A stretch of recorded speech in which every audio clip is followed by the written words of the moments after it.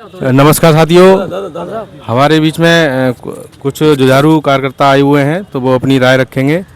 आपसे पूछना चाहते हैं कि जो ये सरकार चल रही है वो जनता को क्या क्या दे पा रही है, क्या क्या नहीं दे पा रही है, इस पे अपनी विचार रखें। जो इसमें सरकार चल रही है उसका रवैया ये कि देश को ख़त्म कर दिया जा रहा है। जनता क्या क्या मिलना चाहिए वो नहीं मिलना जनता को। जनता को मात्र अगर सरकार कुछ दे तो शिक्षा निःशुल्क दे, और जब शिक्षा मिल जाएगी तो उस पर ज्ञान होगा तो विज्ञान अपने आप आ जाएगा। और उसके बाद अगर उसके साथ बीमार पड़ जाए तो उसको जनता को चिकित्सा निःशुल्क करवा दे, यदि उसके साथ जुल्म जाती हो रही है तो न्याय दे दे। और न्याय व्यवस्था बड़ी गड़बड़ चल रही है पूरे भारत में, इसलिए तीन चीज़ों के अलावा शिक्षा, चिकित्सा, न्याय के अलावा जनता कुछ नहीं देना चाहिए। इससे हमारा राष्ट्र मजबूत होगा और हर घर में खुशी की दीप जल जाएगी। जो मौर्य साम्राज्य हुआ करता था, सोनचिड़िया होता था, वैसे ही देश बन जाएगा हमारा, जगसिरमौर बन जाएगा भारत। तो मौर्य साम्राज्य बनाने के लिए क्या हम सरकार से उम्मीद कर रहे हैं या इसके लिए खुद चल रहे हैं? नहीं, सरकार से कोई उम्मीद नहीं करेंगे। पुनः हमको व्यवस्था, सत्ता के साथ व्यवस्था परिवर्तन करना पड़ेगा। जो हमको मतलब शक्ति तल पर कोई दान में नहीं देगा, इसके लिए हम संगठन मजबूत करके और उनको उठा के फेंकना पड़ेगा, कुर्सी छीननी पड़ेगी इनसे, क्योंकि ये लोग अच्छे नहीं है। जो बाबा साहब कह गए हैं कि संविधान तो बहुत अच्छा बना है लेकिन इसको चलाने वाले अच्छे नहीं हुए तो अच्छा साबित नहीं, जहर साबित होगा। तो वही व्यवस्था चल रही है, सरकार अच्छी नहीं है और संविधान को अच्छी तरीके से नहीं चला रही है। संवैधानिक प्रक्रिया डेमोक्रेसी खत्म है, क्योंकि 1-1.5 लाख नौकरी पाने वाला, 3 रुपये मजदूरी करने वाला, गन्ना छीलने वाले तो रिश्वत ले रहा है। क्या सरकार है ये? एक मजदूर को कमजोर किया जा रहा है। मजलूम मजदूर, हमारे जो किसान वर्ग बहुत दुखी है। किसानों से जबरदस्ती टोल टैक्स नहीं पड़ना चाहिए, वो भी ले रहे हैं, मारपीट कर रहे हैं। हमारे पीलीभीत मारा पीटा, उसके लिए मैंने कार्रवाई की पार्टी से, और पार्टी ने कार्रवाई की तो मेरे पास पूरी टोल की कमेटी गिरी आकर, बोले पैसे ले लो, नहीं लिए, 1.5 लाख का उन पर जुर्माना पड़ा, पूरी कमेटी बर्खास्त कर दी गई।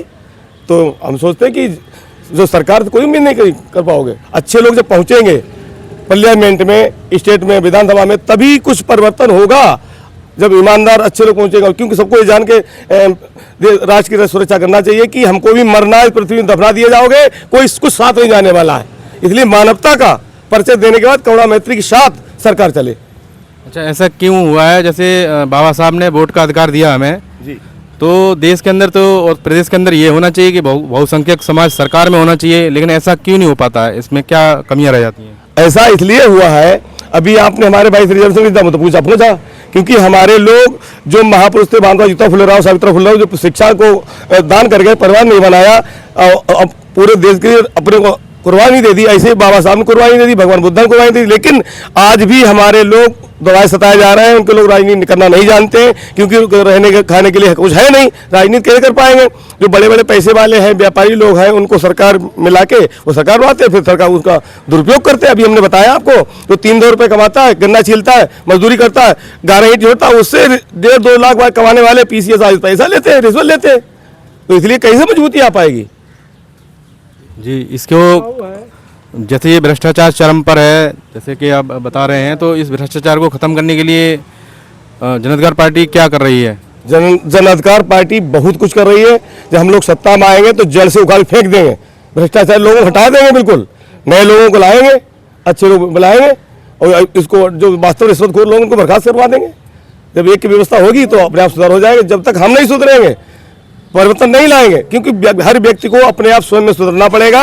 और इस तरीके से पछता जो ला रहे हैं ये लोग, गरीबों से जबरदस्ती उगाई कर रहे हैं, वसूली कर रहे हैं। क्योंकि अभी इस समय जो वर्तमान जो राजा लोग हैं, विधानसभा से लेके प्रदेश और सेंटर तक, वो खुद भ्रष्ट है। नौकरों जब राजा पैसा लेने लगे तो देश का क्या होगा? देश खत्म हो जाएगा।